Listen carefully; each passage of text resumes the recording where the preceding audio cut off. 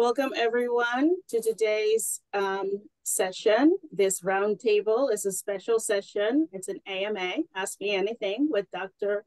Ruhoy and Dr. Kaufman. They were at our roundtable, our first one on March 15th, and there were a lot of questions that were left unanswered. So they have very graciously come back and given us their time to answer additional questions. So thank you so much for being here. Thank you to our team at Renegade Research as well for all of the efforts and putting all of this together. And thank you for you guys for attending. A few housekeeping things. Just wanted to let you know that we also have a roundtable this Friday at 1 p.m. Eastern with Todd Davenport. We also have another one on May 17th at the same time, and that's going to be with Dr. John Houghton.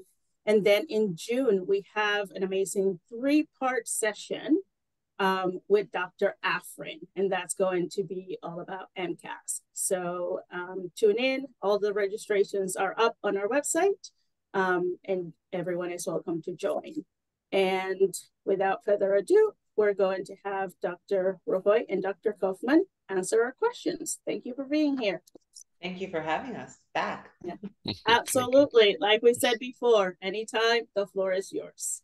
All right, so we're going to start with our first question, and that is, when do you rule out if Mcast is not a major factor, and how many treatments do you go through, and how long before ruling it out?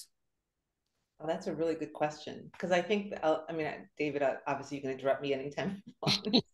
But I think that Mcast is always on our mind because those cells can be very reactive based on infection for sure and other kinds of exposures, and so we always try to rule it in or rule it out.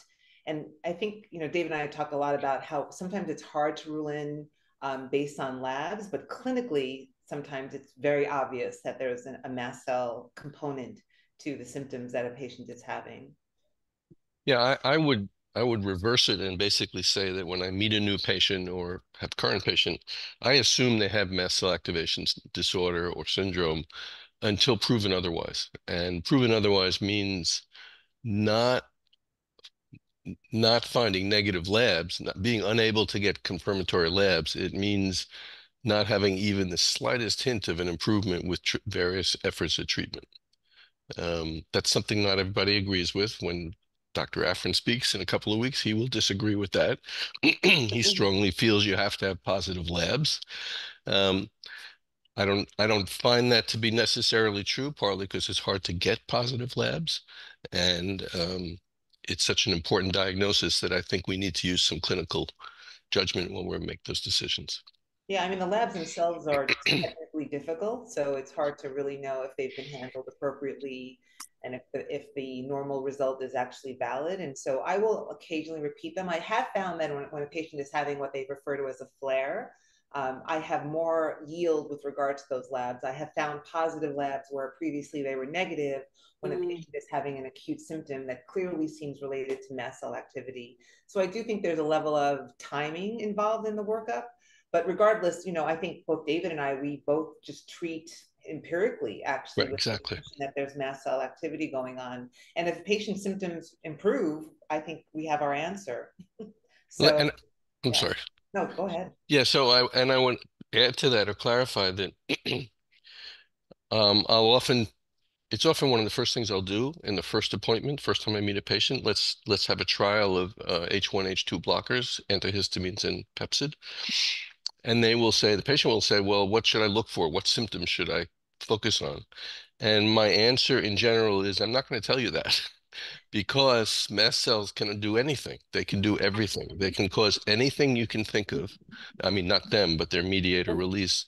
And it's important because otherwise I think the response gets missed or can be missed by the patient. So as an example, recent new patient, take Zyrtec twice a day and Pepsid twice a day, and message me in 2 weeks. Message in 2 weeks. My brain fog is better and I don't have urinary frequency anymore. Now, I would not have necessarily labeled those as the 2 symptoms to look for, and yet that's, for me, confirmatory evidence that this patient has mast cell activation. Yeah, it should also be pointed out that, you know, there's 1,200 mediators of the mast cells, so it's not just about the antihistamines. Used to be 1,000, just keeps growing. It just keeps growing, exactly. I mean, and some are already packaged and ready to go at the drop of a hat. Some are synthesized, you know, at the time of the assault or infection or exposure. But regardless, there are many, many mediators that are not histamine. So I think that's an important point because some of those mediators create some of the problems. And so we have to sort of recognize that it's not just about the histamine. This is not part of that question, but I think it's complementary. Do you have a treatment order, or do you choose your medications based on, you know, whatever symptoms are presenting at the time? A little of both, I think. I'm really a fan of stabilizing the mast cells overall, so that you just get less release of most of the mediators. I know a lot of doctors really focus in on the antihistamines, and I'm not saying one is right or wrong or better or worse, but I really just believe because there are so many mediators that if we can stabilize the mast cells, we can probably get a lot of other clearly non-histamine related symptoms under control. Yeah, it's a good question because Eileen and I were just talking about this yesterday, at the end of the day. So traditionally or conventionally, we would start with the H1, H2 blockers and escalate up progressively from there. That's kind of the way doctors are taught and trained. You start with the easy, least expensive, least risky things, and you gradually increase. I still do that most of the time. But I have to say, every time I do it, I scratch my head and I say, why am I doing it this way? I should start with the stabilizers or even the next level, which are drugs like imatinib, because I know that's where we're going to end up. But I still often, especially since I'll do it on the first visit, do the H1, H2s. They're cheap, easy to take, inexpensive, minimal to zero side effects. You can buy them, you know, in any drugstore. And a lot of times you get very good results. Okay. All right. So the next question is, can we find a list of the tests that you order anywhere? Are they published somewhere? I mean, not that I know No, of. they are. Sure they are. I mean, Larry's Oh, papers and things, he has a whole that's true. list of what the workup is. Right, but it's, yeah, I mean, are they asking specifically about our workup or? Yes, the workup that you do. Okay. So I haven't published my workup yet. Okay. I mean, we can say it. Yeah, if you want to go ahead and say it, that's great. Sure. So I will order, and it's different, I think, for different docs. So I'll start only with blood work. I don't do urine testing in the beginning because it's pain in the neck for the patient. And it's histamine, chromogranin A, prostaglandin D2. I don't do heparin because it's nearly impossible to get a measurement of that out of the regular labs. Am I missing one? Prostaglandin D2, heparin. No, those are the three biggies. If they're negative, I usually repeat them. If they're still negative and I'm still suspicious and I still feel the need to get confirmation in the labs, which I often don't feel the need for, then I might go for urine testing, which is for several different chemicals. But if there's any history of endoscopy done within the last 5 years or so, I will always try to get special stains called CD117 on the biopsy pathology material if it's available. And that's a great way to confirm diagnosis. Yeah, I think tissue samples are just ideal. I mean, labs can be hard and they can be point in time and sometimes show up normal. I do what David said. I add MMP9, which is a protease that targets collagen. And it comes from mast cells. So I like to see the levels of that. I often find them elevated.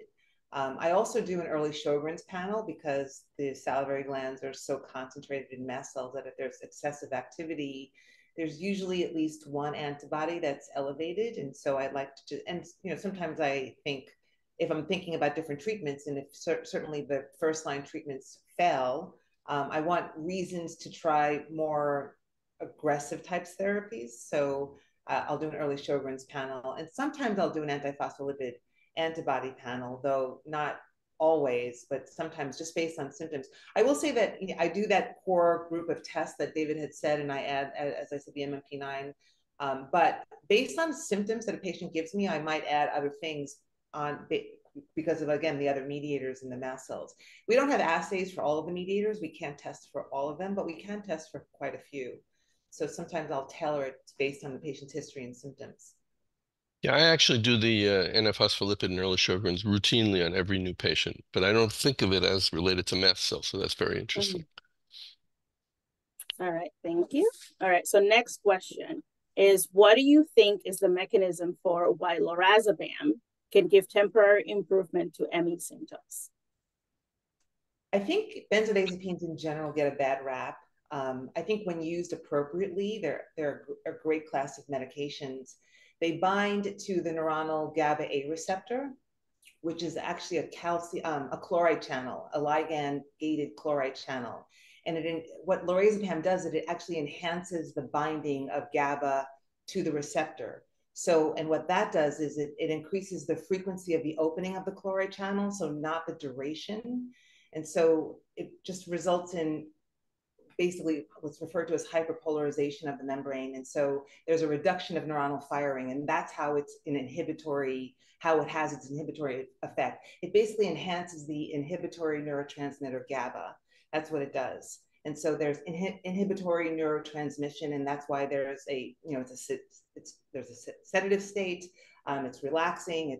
It enhances parasympathetic, and so because it puts the body in more of a parasympathetic state, it actually reduces the triggers of the mast cells.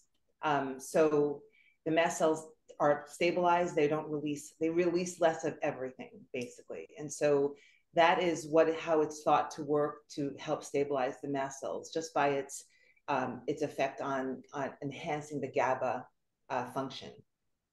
Yeah, I would just say that in the way you phrase the question, why does it help in ME patients?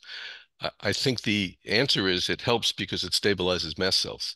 And again, it comes back to what we think is that Mcast is such a major player in ME/CFS. And the more you read the ongoing research, the more evidence we have of that. So yeah, benzos are great drugs. They have a terrible reputation. One of the most frustrating things I experience is the absolute resistance and unwillingness of other physicians to prescribe it to our patients. It's infuriating, frankly. And interestingly, it doesn't have to be at high doses. So right. They get really great benefit at very small dosings. And I think that there's no reason to not give it to them. Right. And unlike, the reputation of drugs of abuse, they don't ask for increasing doses. Right. They don't develop tolerance. They don't abuse it. And I've actually not even seen a withdrawal problem when we stop it. Right. All right, next question. What is your opinion on metformin for treating long COVID? Any potential issues on its own or in combination with the other treatments you use? Well, I think the literature for metformin and COVID and long COVID is pretty compelling. There are very good trial results, and it's a very easy drug to take with remarkably few side effects. I had COVID finally, and I took my metformin right away. And in terms of long COVID, I think it clearly reduces the risk of long COVID after you've had COVID. I don't think we fully understand the reasons, but almost for sure it's related to decreasing insulin resistance that occurs with illness and its mitochondrial effects. Yeah, no, I agree with everything you said. I don't think we completely understand its mechanism in terms of long COVID, but it does pose the question with regards to glucose metabolism and glucose dysregulation and insulin resistance as what role is that playing in these chronic illnesses?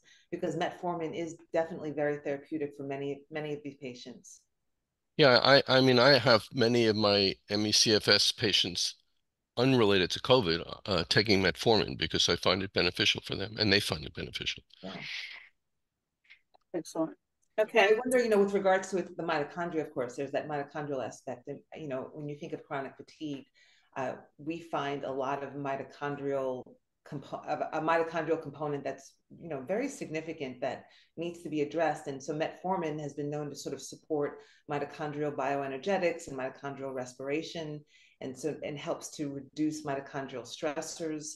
So I think that there's also a level of its effect on the mitochondria that seem to support improved symptoms in patients with long COVID and ME/CFS. Have you seen any negative responses? Negative meaning, well, I mean, sometimes, anybody with mast cell activation can have a negative response to any medication we try, certainly initially. But no, not in general with metformin. Yeah. I certainly have never seen any problems with hypoglycemia or anything like that. I mean, the only negative is GI. Not many, but some people have GI, discomfort, diarrhea, epigastric pain, etc.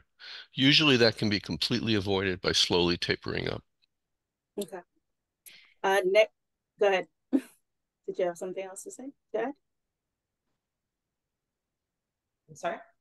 Dr. Ruhoy, did you have something else to add? I was just thinking about the gut effect because it delays the absorption of glucose. So sometimes I've sort of guided patients into terms of what foods they eat so that there isn't a glucose load because the metformin will delay absorption of the glucose.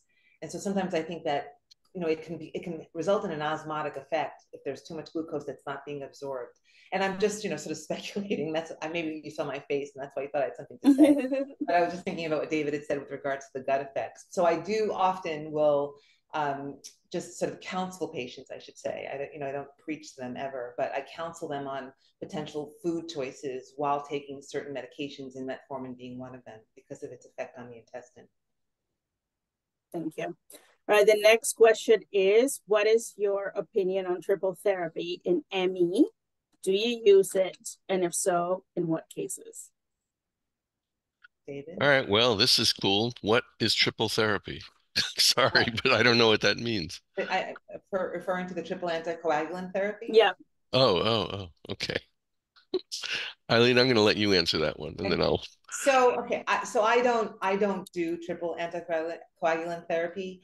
I will do mono, and I will occasionally do dual. I feel that I've read all of the research and I've read the literature, and I understand the reasons why some doctors have chosen triple anticoagulant therapy. It is not all that convincing to me. And in fact, in sort of the vascular neurology world, the stroke world, there was a large study that showed, we were putting everyone on aspirin to prevent strokes, right? That's what we've done for decades. And there was a large study that showed that, in fact, what we were doing was increasing their risk of bleed more so than we were protecting them from strokes. So I don't think that these drugs are without concern. And so while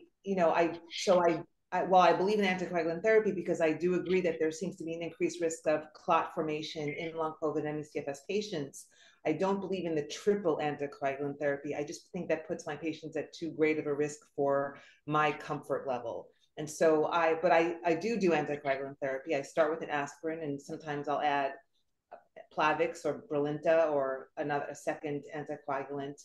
Pentoxifylline I've been using a lot more. I've been getting a lot of great response with that.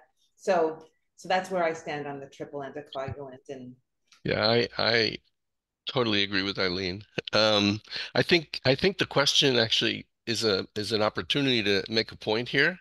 Virtually everything that we do in ME/CFS long COVID world is treatment-wise is off-label, meaning there is no FDA indication for the drugs we use. There are no FDA indicated drugs for these problems, okay? So for me, and I know for Dr. Ruhoy, the decision is a constant assessment of risk versus benefit. It's a calculation. I have zero hesitancy to say go buy Zyrtec and Pepcid as an example. Triple anticoagulation, there is no solid clinical trial data to support that yet. And while it's compelling, there's some compelling evidence, the risks of triple anticoagulation are pretty daunting. They're pretty huge. Take an orthostatic intolerant ME/CFS patient whose heart rate pops when they stand up, put them on triple anticoagulation, and then they have a fainting or syncopal episode and hit their head on the ground, game over. Yeah. And I'm not going to take that chance. Yeah, thank you. What is the best way for clinicians to be informed about available clinical trial opportunities for patients with long COVID? That's a really good question. I don't know Yeah. if there's a centralized place where they're all listed. I mean, I know clinicaltrials.gov has, it's lists every clinical trial that's available, but is there a specific I think location for long COVID trials? I think I think there must be, right? yeah, I think Recover, the Oh, NIH program, cover, has a list of trials. right. The question, of course, is Is how do you access those trials? Most of them, not atypically, most of them are being done in major academic centers. They're not working with frontline clinicians like us. That's meant as a criticism, by the way. Okay. Um, and so, they're hard to access or can be hard to access. Okay. Next question.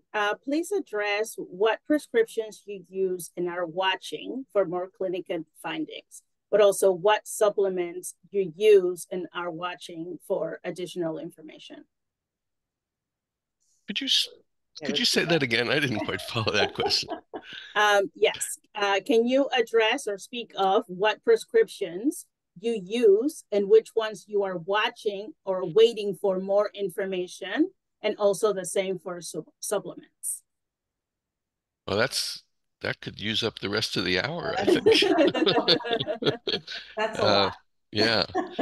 Um, You go, David. You go first. yeah, I'm trying to think. Okay, so I'm gonna pass on the part that says what are we using, because that could take a long time. I mean, I prescribe a lot of different things. Yeah. Um, and focus for a minute on the watching. All right. So I Mhm. am watching and also using and also reading endlessly and participating in some research projects uh, in, on drugs like um, the triple anticoagulation. I'm not doing that. I'm watching it. Um, rapamycin, more general use of metformin, plasmapheresis, stellate ganglion block, um, although not FDA approved, exosomes, stem cells. Um, I am looking at a drug I learned about from Eileen called ibudilast, which looks really interesting. Um, Trying to think, there's so many drugs like this. I Yeah. should have prepared for a question like this. Eileen, why I don't would you say, go? well, I would say most of the immunotherapies, right? Yeah, So I think we talk a lot about, David and I, that is, about how we are diving into more immunotherapies that really do seem to hold some benefit for a lot of our patients. None have proven to be a complete cure yet, but I've had a lot of patients respond well to different immunotherapies. And what makes it nice these days, and I think I might have said this at the initial webinar we gave, but is that now we have these nice targeted therapies. So as opposed to the old guards, which just sort of shut down the immune system, now we have ones that just sort of target a piece of the immune pathways. And how you pick and choose really, I mean, that's an art over science at this point, to be completely honest. And I suppose that's one of the things that I'm watching and reading and waiting for to learn more about. But I still will sometimes trial them on certain patients. And so I think that there's a lot of immune dysregulation in these patients. And while we rarely find a particular autoantibody, there's clear immune dysregulation because you can do lots of labs with regards to the immune system function and the health of the immune system, and they usually are off. So, and then that's where immune therapies, I think, have played an important role for patients. So along those lines, it's those classes of drugs, of which there's quite a few classes in immunotherapies. So I've been watching and waiting and reading on those.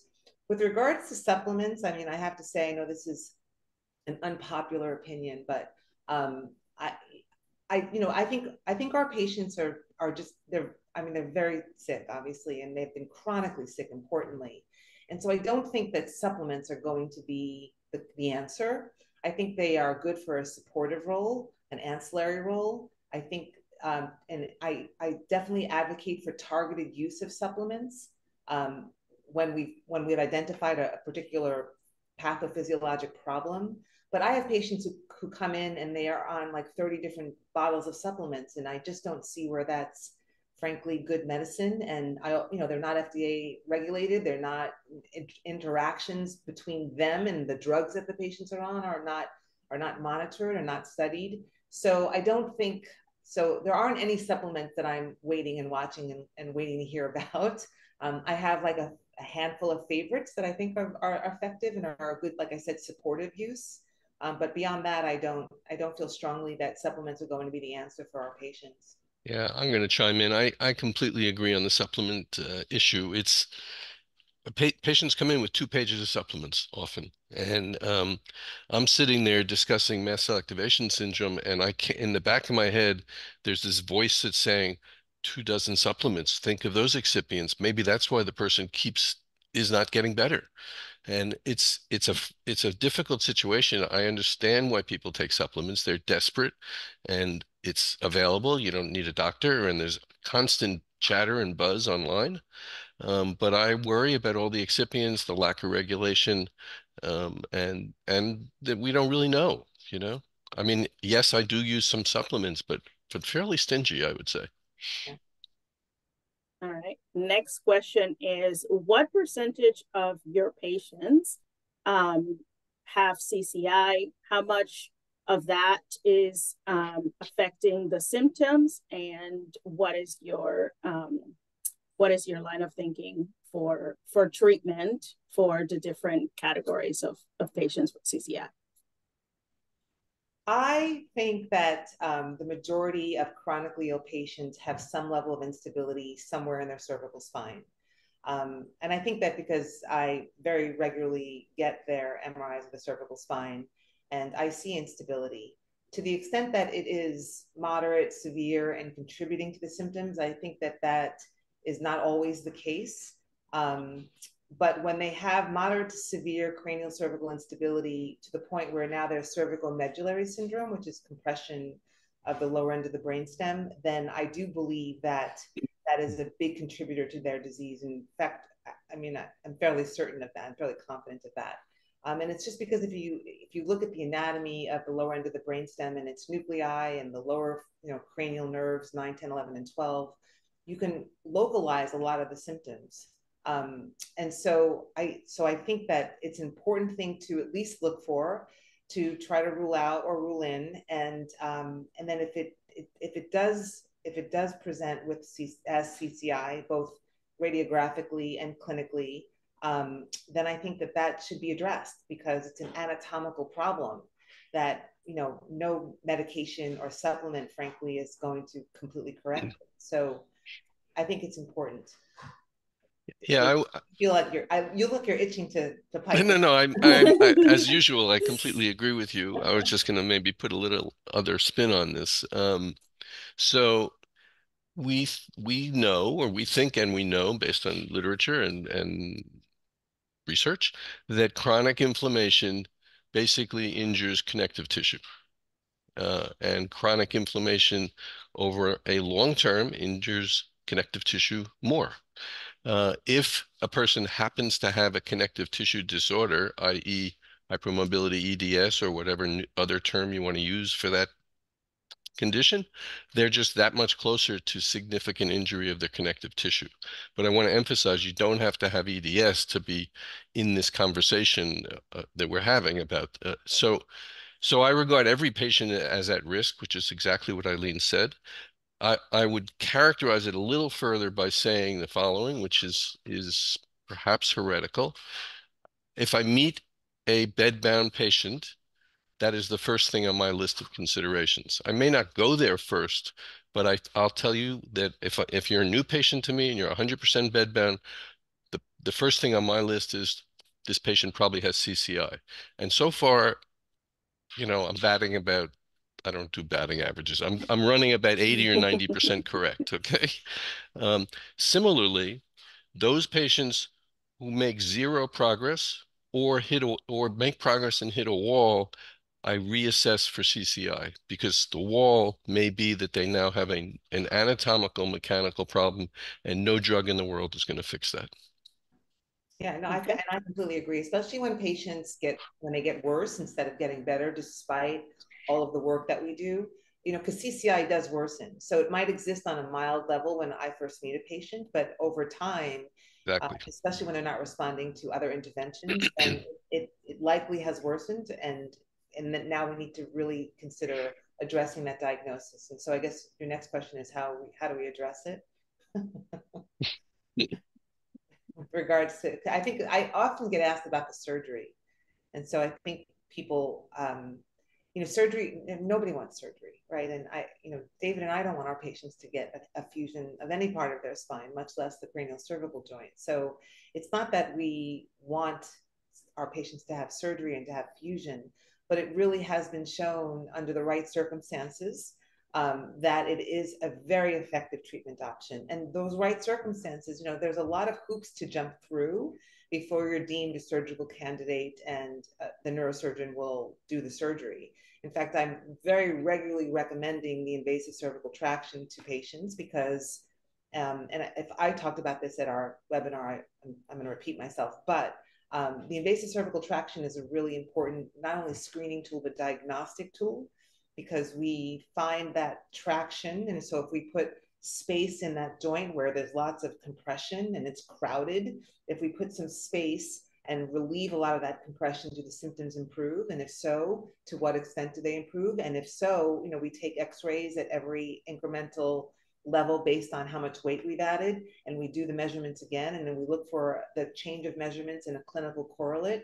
But also during the ICT, we do transcranial Dopplers when we get cerebral blood flow velocity. We also do ICP bolt monitoring, so we get changes of intracranial pressure in different positions over a period of time, as well as under traction. So we gather so much critical information that we can't do in a clinic, right? So we get so much information on these patients and how their central nervous system is working that, to me, ICT is its own, like I see it now as a sort of a separate like testing. Other than, in addition, it's also the pre-op requirement to be deemed a surgical candidate. And if you're not a surgical candidate, then surgery is not an option for you. But regardless, we've gained a lot of information about the patient. And then there are other things that we can do. I mean, there are other interventions, with regards to cerebral blood flow. There's other interventions with regards to intracranial pressure, dynamic alterations. There's other, and there's even other things that we can consider for CCI, though I haven't found anything to truly obviate the need for surgery when CCI exists in a severe fashion. But, again, reducing inflammation by all comers can be really helpful because it helps, the ligaments definitely, they have an inflammatory burden that can sometimes flare a symptom of CCI. So yes, we work with patients to try to reduce the inflammation so that they minimize the symptoms from the cranial cervical instability, but it doesn't remove that anatomical diagnosis. It doesn't cure it. So. All right, thank you. The next question is from a GP.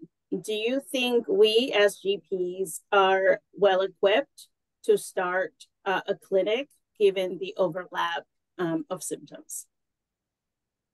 I'm going to go into that.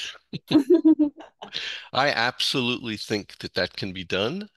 I think the requirement, so to speak, is basically a physician, and I think a GP's. Let me back up, okay? So a GP generally means the person's trained as an internist or family medicine, family practice. That means they are not trained as a subspecialist with tunnel vision and silo thinking related to medicine. That we need that general approach. This illness, these illnesses, that's the approach that's required. So that's the first thing. The second thing is if this physician or a physician has curiosity, interest, and knows how to use the internet, they can do this work. And I'll tell you now, it is the most challenging and interesting work around. It is, yes, it's exhausting and it's hard and it can be frustrating and at times tearful making, but it is incredibly rewarding and you're right on the edge of all this new medicine and new science. And I think a GP is perfectly positioned to do that if they have the interest and the curiosity to learn. As I've said in other venues, when I started seeing ME/CFS patients 10 or 12 years ago, I knew nothing. I knew a lot of medicine and I knew a lot of HIV disease and infectious disease. I knew nothing about ME/CFS. And I have learned not only all about ME/CFS, but because of the lack of specialists and help that's just, they don't want to see our patients. I've learned endocrinology, I've learned neurology, I've learned more infectious disease, I've learned physical therapy. I mean, all these things. And you know how you do it? You just put your fingers on the keyboard and find it. It is all there. It's so easy to find. So whoever that GP is, go for it. Call me up. I'd love to do anything to help you. Thank you. I Anything to add? second that. What? I said I second that. I mean, I too can't, I knew nothing when I first started. I mean, if anyone had known me 10 years ago, I was as conventional neurologist as they come. But I just started to see these chronically ill patients, and I thought, what the heck is going on? Like it just, you know, and it bothered me because they were suffering and their quality of life was different, and I just sort of decided to take this on to help figure it out. And then I met other doctors like Dr. Kaufman who were doing the same, and I learned from them, and I Googled and I read, and you know, before I knew it, I knew a lot more than I ever thought I would. And so I realized that, you know, I'm a specialist and not a GP, but I don't think it makes a difference like where you start, I guess is my point. Right. So you just start. You just start. Excellent. All right, next question is regarding the rapamycin trial. Wondering if you're seeing any preliminary or noteworthy or exciting observations, and what you're seeing outside of the trial if you're using it in your patients. So I'll start with that. I need to be a little cautious on what we're seeing because it's a trial. So it's, you know, you're not supposed to talk too much about this stuff until you publish. I will say that we are seeing the changes in the protein that's being measured, those changes are consistent with the hypothesis that was generated after the protein was discovered. Okay. And although it's too soon to say, we are seeing trending in the questionnaires in the patients in the trial. They do serial questionnaires that are demonstrating improvements in various parameters, even if the patient doesn't tell you that. All right, it's showing up in these measurement tools. You know, I think I probably can't say more than that, other than it's really exciting. And we're seeing the changes we would expect in that protein while they're on rapamycin. In terms of non-trial patients, because I have many patients on rapamycin that I started before the trial, and most of the new ones go into the trial, but it's the same exact protocol.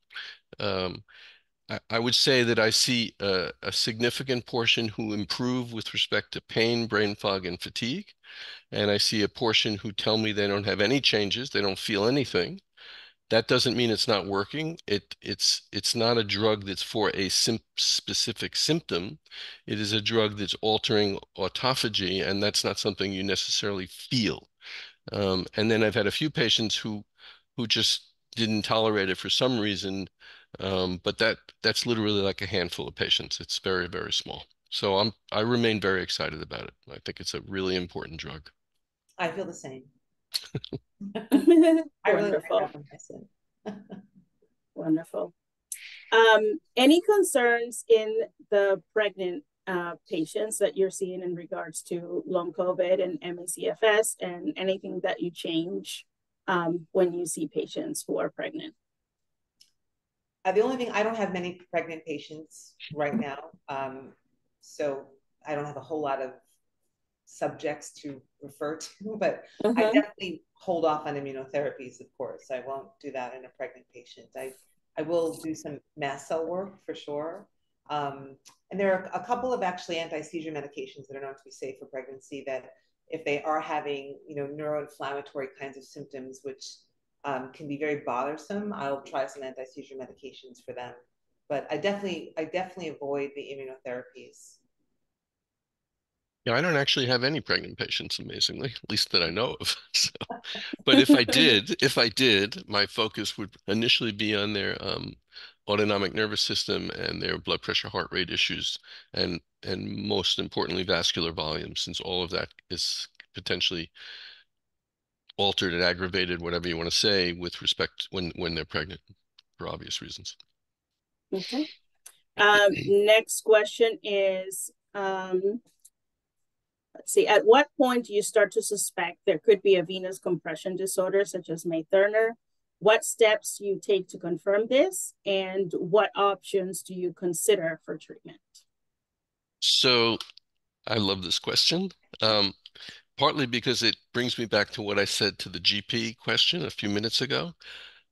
I would say that a year ago, I knew nothing about venous compression syndromes. I mean, I remember vaguely in medical school, May Thurner and Nutcracker, and I thought, oh, these are these arcane syndromes that you never see. So over the last year, I have dived or dove into this, partly because it's become a big issue on our masterminds group.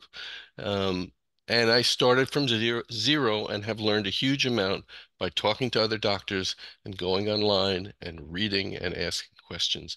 I do now think it is a huge issue in patients, particularly those who have treatment-resistant POTS and orthostatic intolerance, meaning no matter how many drugs and how we juggle the drugs, they still have their problem.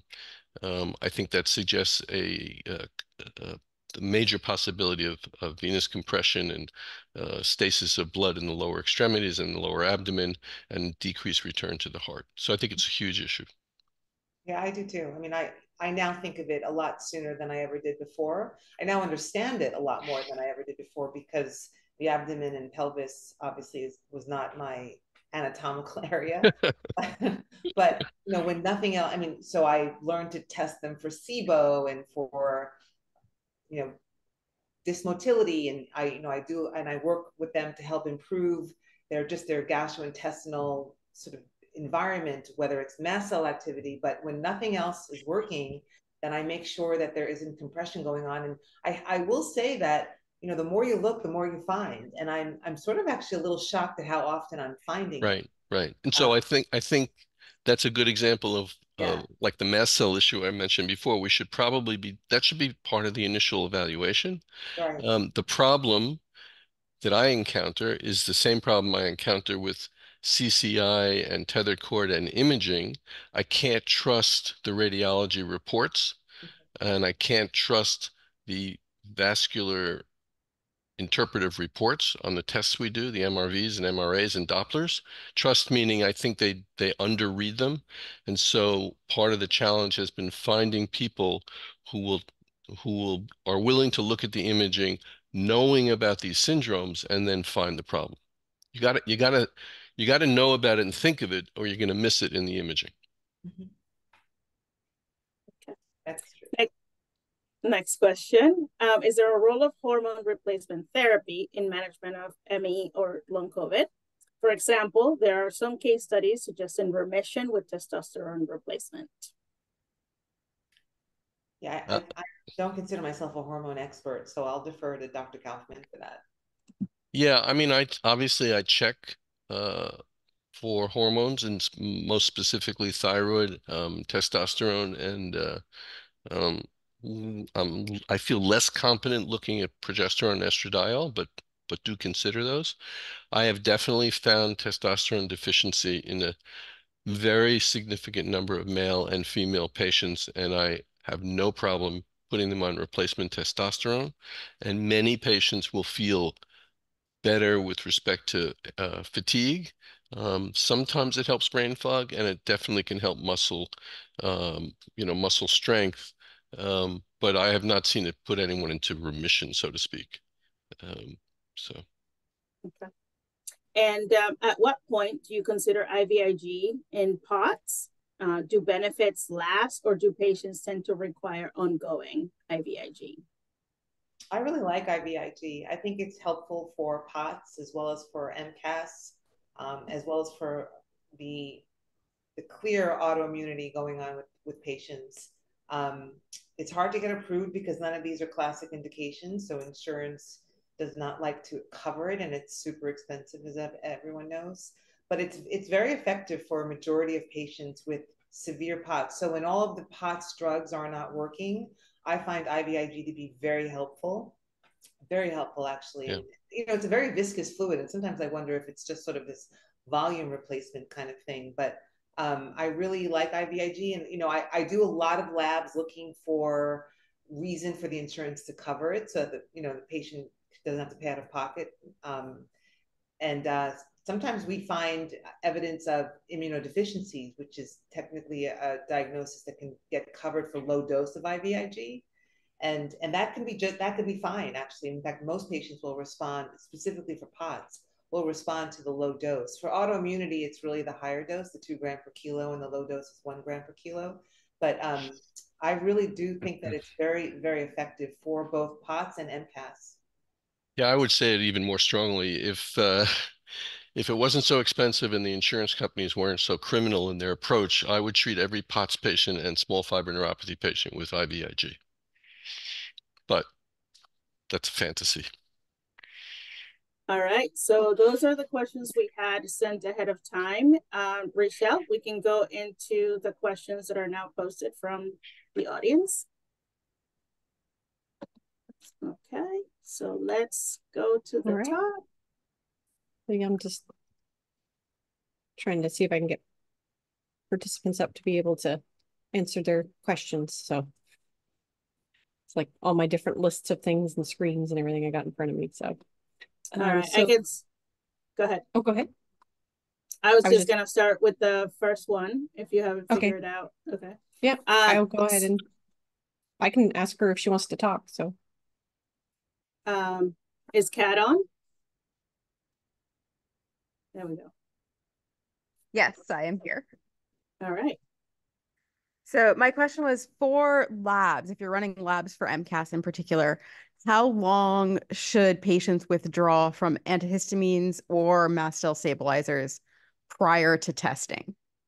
That's a good question. David, what do you tell patients? So theoretically, you don't have to stop H1 blockers and H2 blockers. They are treating the the horse after it's out of the barn. So the mast cell's already activated. So that's not going to change your numbers, your lab numbers. Stabilizers obviously are a different story. If they're successful, then there should be less histamine and you're going to not see the histamine. But I'm not sure if anyone knows the exact number of days. I usually will say, 3 or 4 days, hold the medications. That includes stabilizers, but also includes things like NSAIDs, ibuprofen, and naproxen, things like that. Yeah, but for mast cell, that's one of the reasons, by the way, that I have no reluctance to start H1, H2s at the first visit, even though I don't have the labs back, because it won't affect the labs. Yeah, I mean, I completely agree. I also don't know how many days. I think, I think about the half-lives of some of the medications, but it's the mediators that all have different half-lives. And so I generally just say 48 hours. Thank you. One quick question before we go to the next person that I actually realized I forgot to copy over. Could you talk to us about peripheral neuropathy in the context of ME/CFS? What do you think are the potential root causes and what do you usually do to address it? You're on, Eileen. Yeah.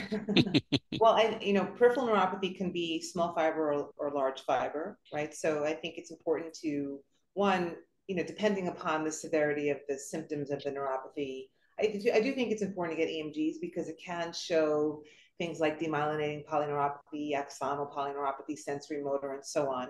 Small fibers won't show up on an EMG, so you need a skin biopsy for that. And I do think it's an important part of the workup to sort of try to distinguish because you could have a mixed picture. I have lots of patients with both small fiber and large fiber neuropathies.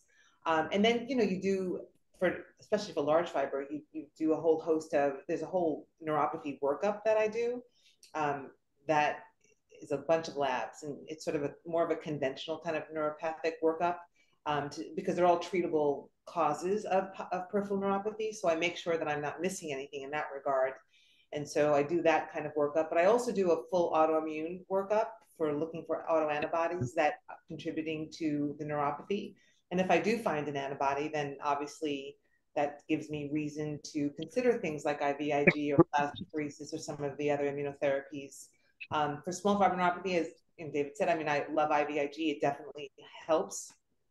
But it's important to objectively make these diagnoses because that is often what's needed when, for example, you're trying to get approval for IVIG. Well, how do you know it's small fiber neuropathy just because you said so?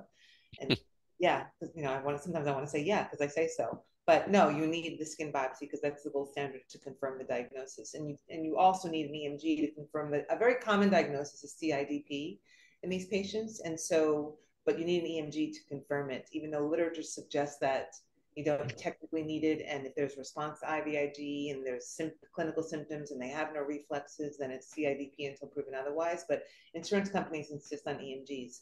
So that's my workup approach for it. And I do treat it. I mean, I treat it with, if I could, IVIG. I treat it with plasmapheresis. I treat it with all these immunotherapies. I've been treating it with more regenerative kinds of therapies that we have mentioned. And often, and it's notoriously difficult to treat, especially when it's idiopathic, when there's nothing found on the labs, then it's considered idiopathic. But I also think that there's a mast cell component, right? So the mast cells, so take demyelination. The mast cells, there are mediators that will break down the myelin, and what's interesting about that is the myelin degradation products trigger mast cell activity. And so it's this vicious cycle that happens. And so when all else fails, so all the labs are normal, and even the immunotherapies that I'll still empirically try, especially with the ones that are just oral and usually very easily approved by your insurance, as you know, from an order through the pharmacy, I will like double down on my mast cell work, trying to just sort of, and you know, it's hard to reverse the neuropathy that's, you know, the damage that already exists to the nerve, but you definitely could slow down progression, if not halt it. And so I really double down on trying to get those mast cells under control, because the mediators will break down that myelin. Did I answer your question? I think so. Okay. All right. So the next question is from Athena. Thank you. Do you see any future possibilities for patient collaborative research for improvements with severe CCI patients, whether trauma or ME? For example, there are some patients that have improved, had complete loss of mobility, have improved with Mcast stabilizers, a rigid regime, phospholipid therapy, peptides, GHKCU, BPC, and I recognize the limitations when I say peptides, and photobiomodulation, for example. So I bring up 4 therapies that were very effective. Do you see any opportunity for these mid-spectrum patients that may never get to fusion? Oh, I definitely do. I mean, I think David will agree. I mean, patients are very regularly telling us about their response to one or all of those things that you mentioned, Athena. And so I support them. You know, I believe they play a role. I think the problem really is that there's no blueprint, right? So it's a lot of different modalities that are coming to the surface about how that can help, and it helps with regards to reducing inflammation and regeneration. That's what all those therapies that you mentioned will do, which again we support, and we think that we know that there's a place for it. But again, it becomes very complicated, also very expensive for patients, right? These are a lot of different therapies. We have to figure out all the different therapies that and how they're going to use them and when they're going to use them. It's so, and I'm not saying that that work is not worthy enough to avoid a fusion for the patient. I think it is. It's just we don't. There's no blueprint to it, right? There's nothing that tells me exactly how to prescribe all of those therapies for any individual patient. So patients are sort of left to their own to figure it out, and then they see how they do. Yeah, I think part of the question, or what I would like about the question were those 2 words, collaborative research. Okay, so I agree with Eileen, and patients are doing this. The data is getting lost because we're not collecting it and measuring it and categorizing it, et cetera, et cetera. And I absolutely think that can be done and should be done. The work I did with oxaloacetate, and now that we're doing with rapamycin, is entirely online. All of the data collection, all of the fatigue tools and cognitive tools are all online, and we could move the needle here if we could get organizations and funding to do more studies like that. Take 50 patients doing photobiomodulation, give them a bunch of measurement tools to fill out every month, all online, and bingo, you know, we have data results. So yeah, I think it's an incredible opportunity. I think, you know, organizations like Renegade Research can really pull that off. Yeah. So, and I will tell you, it was easy. I mean, the oxalo study and the rapamycin study, they're easy studies.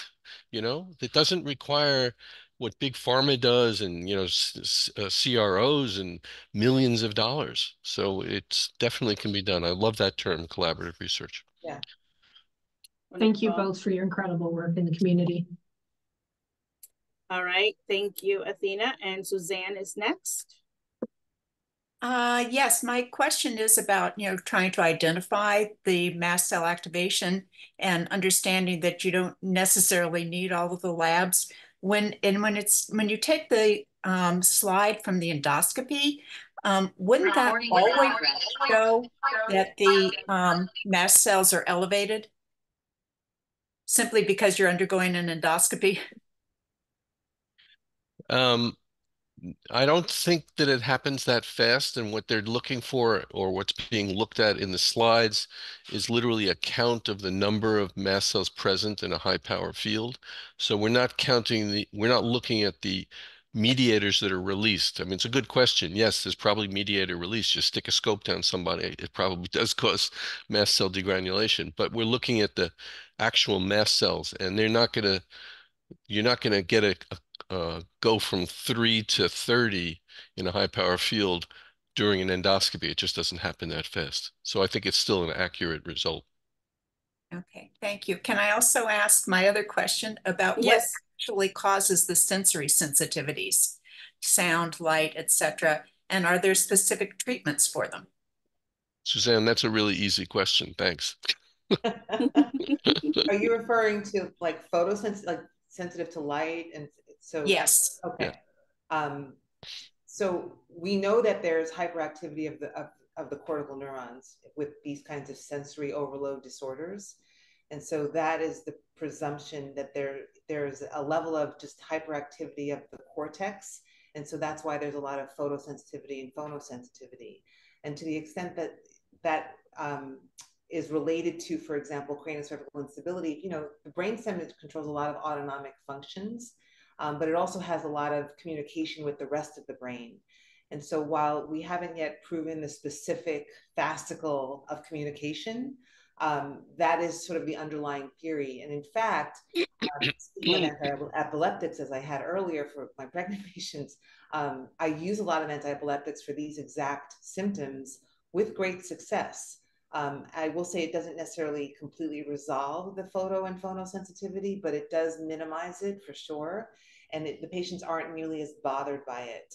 So I think it's something to think about. I mean, the brain, don't forget, so the brain has mast cells as well, and the brain has H1, H2, H3, H4 receptors. And they're histaminergic neurons. And so there's lots, and of course, we see ME/CFS and long COVID, they're in a predominant sympathetic state.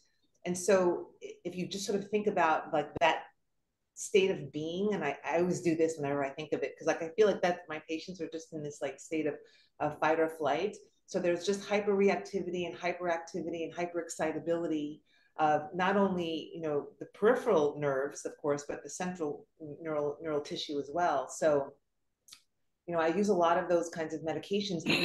Obviously, there aren't, it's off label, right? They're not seizures, though we use anti-seizure medications off label all the time for lots of different things. And then if there's a concern that there's elevated intracranial pressure, I've actually used acetazolamide with some success of those symptoms as well. Just wanted to throw that out there, that sometimes elevated intracranial pressure can result in things like not being able to tolerate sound or light or anything for that matter, So acetazolamide can actually also reduce those symptoms too.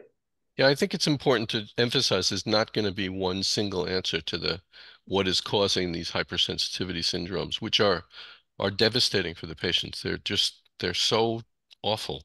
I think it's, as Eileen is saying, it may be from CCI and compression of the brainstem. It can absolutely be from mast cell activation. It can be from infection. It can be from neuroinflammation caused by whatever underlies some of the ME/CFS pathology. And as a result, most of what we do for treating that is going through this list that I just said and trial and error of drug after drug after drug. It's a very frustrating problem. Yeah. All right. We are coming close on time. Do you guys have time for one more question, or do we need to wrap it up? Okay. So the last question is, do both or either of you work closely with integrated pain clinics, including pain anesthesiology? Wondering in particular for your patients with hypermobile EDS and Mcast who have structural spine issues. How do you feel about stellate ganglion nerve blocks, occipital nerve blocks, trigger point injections, spinal cord stimulator, especially for patients who are not good candidates for surgery?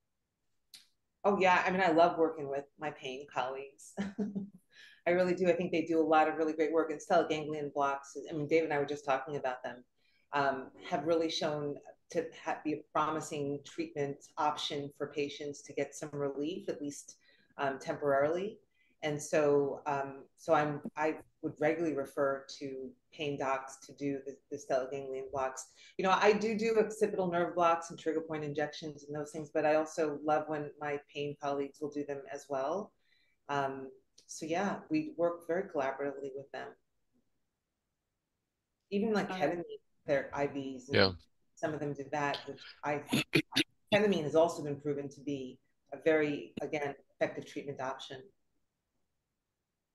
All right. Anything to add, Dr. Kaufman? No, I agree. I'm particularly interested these days in stellate ganglion block. I have had patients use ketamine for pain relief, which has been great, as well as psychiatric reasons. But the pain relief with ketamine can be truly great. I think the not negative, but the caveat or qualification I say is that there aren't enough pain clinics out there, and they're overwhelmed because of what's happened with respect to pain management. Used to be that I, as an internist, would think nothing of prescribing, opioid pain meds. Now I won't do it, partly because of what's happened in the sort of healthcare environment. So the pain docs are overwhelmed. I also think that they tend not to have as much familiarity with our patient population, which can be an issue for them. So the answer to that would be more collaboration if they have the time and we have the time. So it's a great question. All right, wonderful. We are out of time. Thank you so much, Dr. Ruhoy and Dr. Kaufman, for coming back and answering these questions. And I will say it one more time. You are welcome to come back anytime that you want to. And thank you, everybody, for attending today. We'll have the recording ready as soon as possible so everyone can watch the recording as well. Thank you, everyone. Thank you very much. Thank you. Yeah. Bye-bye. Bye.